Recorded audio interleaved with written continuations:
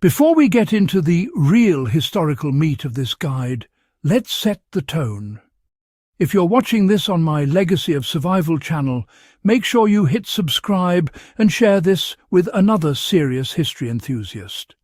What you're about to hear isn't recycled life hacks or modern prepper folklore.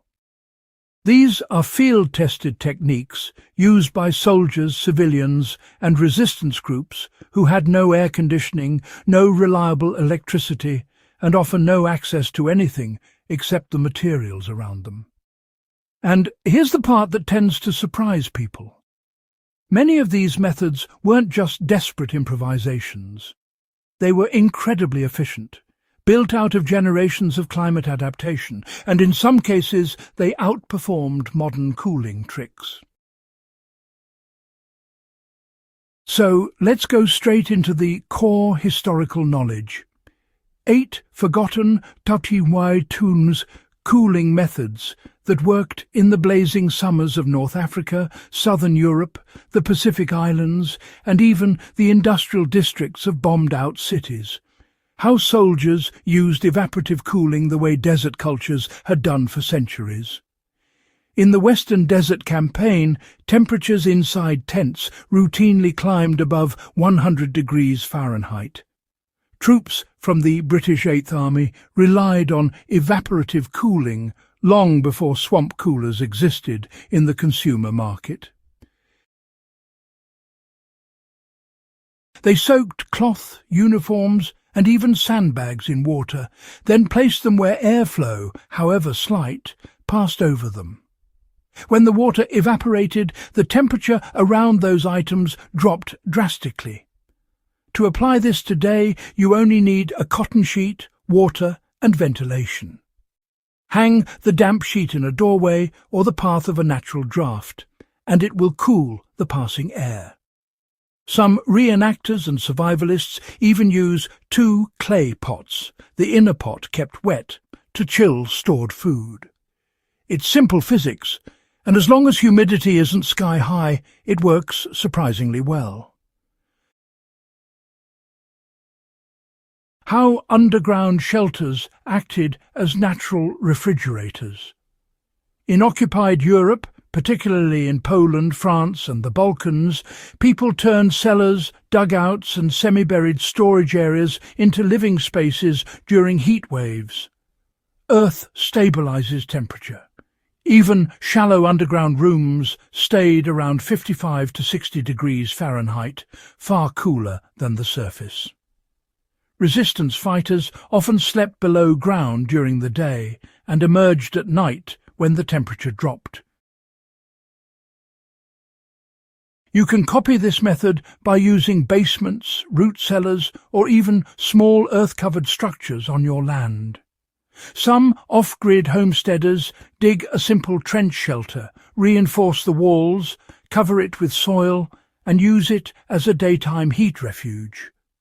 It doesn't need electricity, just depth and good drainage. Now, here's something interesting: how blackout curtains doubled as heat shields during the day. Blackout curtains are usually talked about in the context of air raids, but in cities like London, Hamburg, and Malta, families quickly realized those thick, light-blocking fabrics had another benefit. They stopped heat. Heavy, dark curtains were pulled shut during the hottest hours, and windows were opened only during the coolest moments, usually before sunrise. If you want to apply this exactly as it was done, you can replicate the routine. Close every curtain and blind between late morning and late afternoon, allowing your home to behave like a shaded bunker. Then ventilate aggressively during early morning and late night hours. It costs nothing and can drop indoor temperatures by several degrees. How stone, brick, and tile homes stayed cool through thermal mass. In southern Italy, Greece, and Crete, major World War II battlegrounds, homes stayed cool without electricity. Thick stone walls absorbed heat slowly and released it at night, keeping interiors significantly cooler than outdoor temperatures.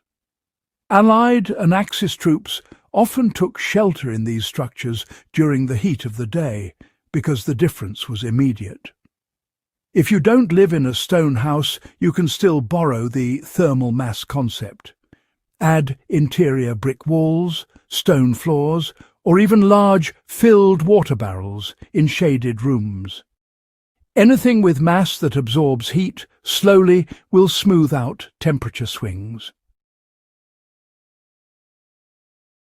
Right, so let's talk about how soldiers created draft tunnels and controlled airflow with almost nothing. Ventilation wasn't left to chance, not at all. In many field hospitals, dugouts and barracks, soldiers built makeshift wind channels. They'd prop open opposite windows, remove doors, or arrange cloth barriers to funnel soft winds through their living areas. Even a tiny cross breeze made temperatures, well, a bit more bearable. Now you can actually replicate this at home by simply identifying two openings that line up with the prevailing wind direction. Create a path, keep the door open, clear the hallway, and crack a window on both ends. If you add an evaporative element, like a wet cloth in front of the upwind opening, the effect becomes even stronger.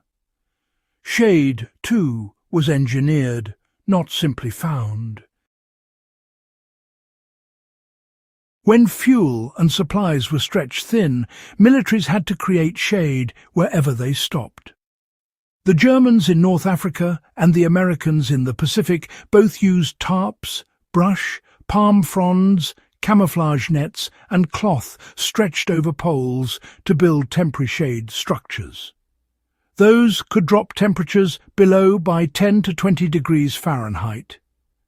To use this today, you only need a cloth tarp or a reflective sheet.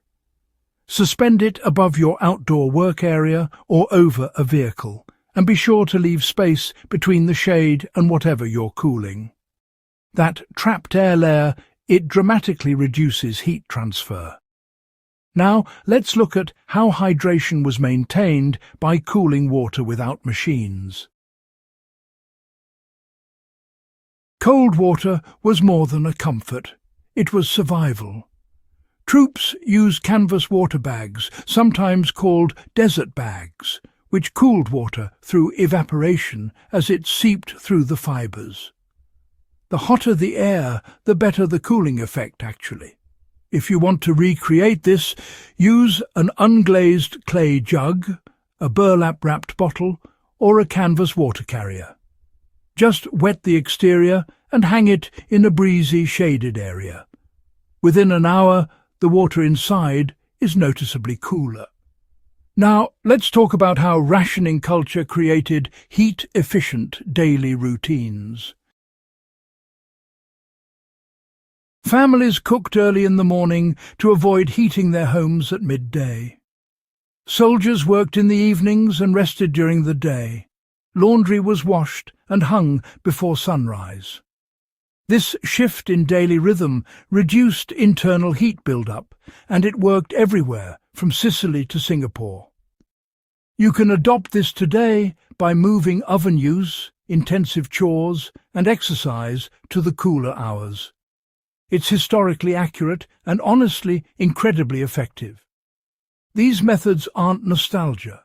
They're solutions, engineered under pressure, refined by necessity, and powerful even now.